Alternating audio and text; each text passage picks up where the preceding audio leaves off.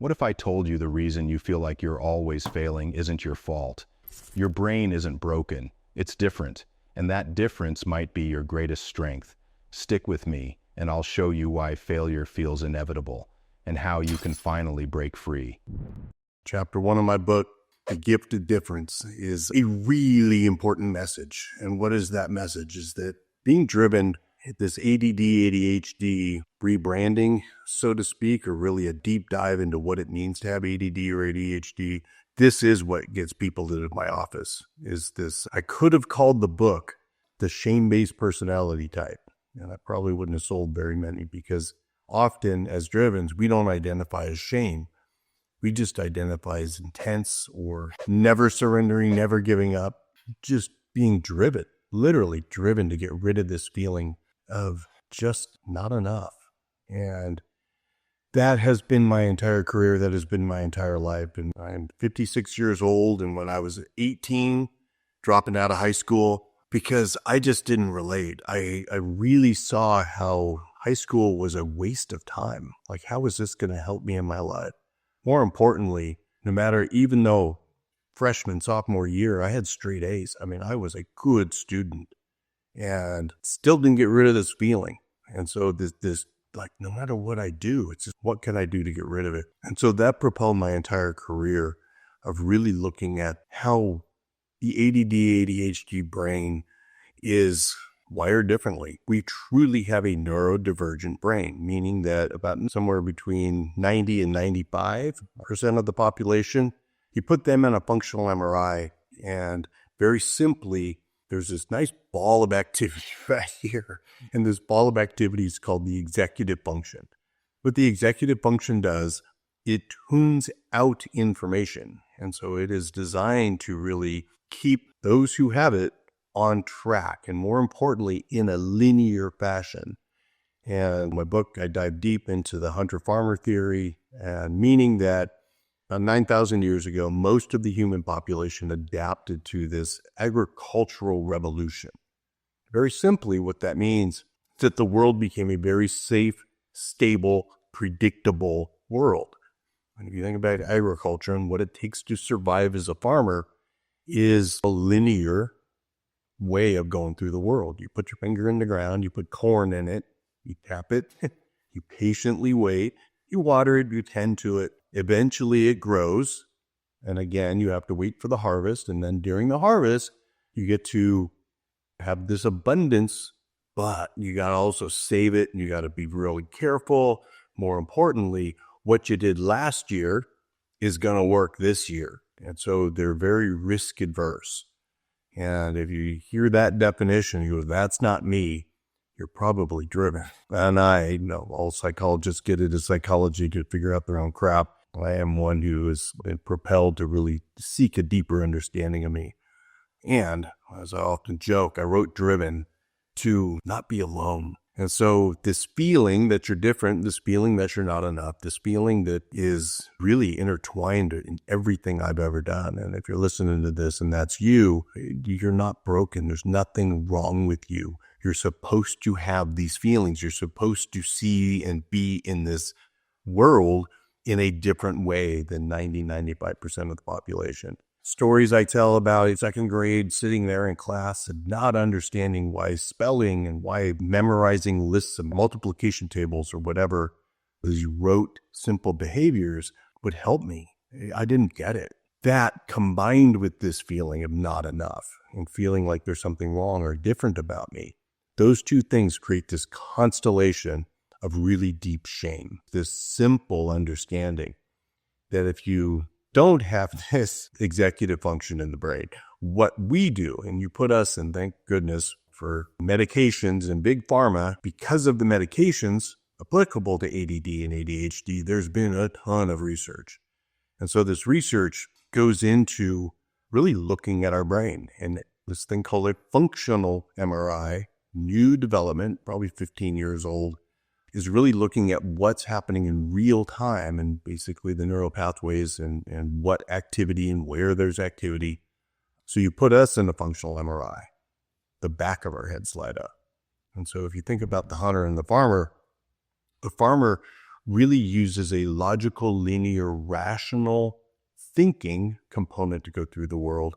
We use eyesight. And if you're a hunter, and that hunter world is full of danger, full of threat, another thing that I could have called this book, and that's another part of a bunch of other videos that I do and other videos coming up, is really the connection to trauma and how trauma and ADD and all these things kind of fit together. If you think about the hunter-farmer, we as drivens, we as ADD, ADHD people are wired for a more trauma-filled or chaotic world. And so it makes sense that over generations and epigenetics, which means that our genetics turn on and off based on the environment. Is it nature versus nurture? The answer is always yes. You can't separate them anymore. This driven ADD, ADHD thing is an adaptation to a trauma-filled world. And so if you come from a traumatized past and you kind of have the ADD thing going on too, it all starts to make sense and fits in. But your eyeballs are looking for this threat all the time. And a byproduct of that is that we don't have this dominant part here. We have a dominant part here. Our frontal lobe, and this is the defining feature of ADD, ADHD, is called hypofrontality. What hypo means is less than active. So it's an underactive frontal lobe. Misnomer, it's not that we don't have activity, we have different activity. And so we have little dots of activity on both the left hemisphere and right hemisphere. And we have other parts of our brain operating simultaneously compared to normals. This new kind of deeper research, it's called the default modal network. And what that is in the brain. And so we have all the same brain parts, all the kind of hardware systems, but the software system. And that's really the difference between our brain and the normal brain is our default modal network is literally operating 4 times as fast. So there's 4 times as much activity going on up here and 3 times as many brain parts are being activated at the same time. So we literally have a different brain. One adapted to this chaotic, threatening world. And so that chaotic, threatening world, trauma-filled world, it makes sense that our eyesight's collecting all these potential threats, and then we have a frontal lobe that actually can keep track of multiple targets at the same time. It's called multi-thinking in my assessment. This shame, and this is what this video is about, and really the identity piece around ADD and ADHD. That's why if we go into a normal psychologist's office, we look nuts. We look like our identities are all over the map. If you think about what the agricultural revolution and most people, 95% of people, have this left prefrontal thinking component building an identity. And so they have this logical, rational identity. They became butchers and bakers and candlestick makers or nurses and doctors. And that rational way of going through the world where our brain goes like this. We see it all at the same time. The other thing, the other reason that you see other videos, I'll make them on it, about how wonky our sense of time is. And as a hunter, we don't need really this sense of constant, continuous flow of time. We need to be able to actually move time and shift time. Where farmers, seasons and when you plant the crops and when you do this. And so this executive function, if you're always wondering why you as an ADD or ADHD person or a driven person really struggles with time management, it's because our brains aren't set up for it. And so there's all of these explanations about how you are really not broken. Most important part of this video, though, is that really this executive function, if we don't have this and we have the occipital lobe and the multi-thinking, we see the world in a different way and our brain's working 4 times faster, what do we actually use as the foundation for our identity? And that is what gets everybody into my office. And I do a mastery program that literally addresses the identity components of what to do about this. But what are we using for this basis of who I think Doug is or who you think you might be? It's our feelings. And so what identity is this, what is the most consistent thing in my world? From the time I can basically kindergarten on, I can remember and feel this constant state of not enough. Build an identity out of that and you're in trouble, meaning that I feel my identity is not enough. And I use my feelings as this basis for what I think Doug is. And that turns into this feeling like you're an outsider, this feeling like you don't belong. And you take my assessment, I call it situational identity. Another really interesting component of being driven is that we have this multi-thinking brain and we construct these different personas, and Carl Jung called them, but different identities. I could be a punk rocker on one day and a prep on another and a jock on another day and a really good student all at the same time. But I could walk into the classroom and put on the student suit, or walk into my house and put on the good son suit, then go to the punk rock show and be crazy punk rocker. And so this constant feeling, well, who's Doug then? Well, it's this inner world feeling of maybe I'm not real. No one knows the real me. And so all of these things turn into this imposter syndrome and all of these yucky feelings like no one knows the real me. That is the thing that really gets people screaming into my office. And if you are sitting there feeling like, oh my God, that feeling isn't me, and you feel that sense of relief, welcome home. Like for real, welcome home.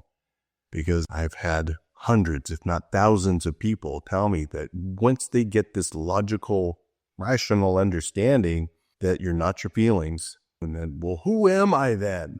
And I do make other videos about that sense of self and how I solved that problem very quickly for those who are driven, is rather than trying to figure out who you are, it's really a what. And so that what is the door out of hell of this emotional world that you might be living in, of feeling like you're not enough. This explains very simply why you always feel like you're failing, and that you that is failing is not the feeling. And so if you feel like you're failing, that is just a feeling. It's not reality. Feelings are not facts. Feelings are neuropeptide reactions you're having in your body, simply based upon a lot about our genetics and our biology. So the genetics underneath this is one of the things that is most relieving. And I've had a lot of clients that go out and, well, I'm going to go get my genetics tested and find out if I have it. Believe it or not, a lot of my clients that do that do have these genetics. And there's two basic ones. And it's DR, dopamine receptor, D2, so it's the number 2 receptor, A1 allele gene. What an allele gene means is that it is a gene that actually turns on and off, and it is a different reaction than most. And the D2 gene is the boredom gene. And if you think about being a farmer, they need to tolerate really boring worlds. If you relate to this and understand that you can't sit in a cubicle for 8 hours a day, it makes you feel like taking your pencil to your throat, because it's this feeling like you're not going to get a reward out of it. And that's what dopamine does. Dopamine is the reward hormone, that peptide, or edit that. Dopamine is the reward molecule that tells us anticipation of reward. And that anticipation meaning that if I sit here in this cubicle, I will never get rid of this feeling of not enough. And that is hell for us, where 95% of the population don't understand that. They don't relate to it. And so that feeling, it's genetic. It's a gift. It's given to you. But it forces you to really step out of your emotional experience and become curious about it. And so I've got other videos, really that sense of self video, where I go into the description of how the body works and the brain works and how we create this identity. And it's not you. None of that is you. You're not your feelings. You're not your thoughts. You're not your, well, what am I then? I'm like, oh, I said that in that video. You're a monkey. You're Homo sapien. You're an animal. And so the point of this video, this shame-based identity, and that's, you're always feeling that need to defend yourself. You're always feeling that need to react. And something I write about in my book, and a lot of you may resonate with this, You want to drive a driven person crazy. You want to make us below our top, accuse us of being bad or wrong or doing something nefarious, doing something that wasn't morally grounded with no opportunity to defend ourselves. And it's not defend. You always seem so defensive. You may have heard that your whole life, where in our experience, your experience may be that I'm just trying to explain myself. And because of our multi-thinking brain, we have these complex tangential thinking, and we have good reason for what we're doing and why we did it, and our good intention behind it. And I don't want to hear it. You're being an asshole. You're being this way, and I know what you're doing. And no, you don't. You don't know what my experience is, but you trap us in that, and we blow our tops. I mean, we lose our minds. If a farmer or a normie is doing that to us, they don't get it. And I'm trying to get them to get it. There's other videos I make about learning to deal with people that aren't driven. But the point of this video is really that you're not broken. You're not your feelings. There's nothing wrong with you. But you are different. And if you learn to harness these differences and take advantage of really this Ferrari of a brain we have, and this capacity to actually multi-think and see 3 dimensions, and actually go into a room, and we're highly intuitive, largely because of our eyesight. We are tracking so many things and see things that people don't. The rest of the world are like, I can't believe they don't see it. They don't. Giving them a break and understanding that you're not different, and trying to not get them to just see the world you're in. But you'll also find that you're drawn to other drivens. You're drawn to other people that are operating like us. And once we kind of find our cohort or our wolf pack, you can feel this sense of like us and them. And be careful with that, because it is their world. It is a farmer's world. This is not our world. If you're curious about Are You Driven, I have a website listed below. It is idriven.com. Go to that website. It is a landing page, and it gets you to take the assessment. I give you the assessment, the way I put it together, took me about a year of real work. I'm actually a licensed psychologist, and it's a real psychological assessment, assessing the 10 traits that I seek co-varying with this concept of driven. It can be incredibly relieving, particularly if you've always struggled with this feeling of not enough, or feeling like there's really something missing or wrong with you. There isn't. And if you are driven and you found me, welcome home. Now you know why ADHD can make you feel like you're constantly failing, and what to do about it. Watch this video next, because chances are procrastination is also something that's eating away at you. Let's fix that. Get your free training at amidriven.com. You'll be glad you did.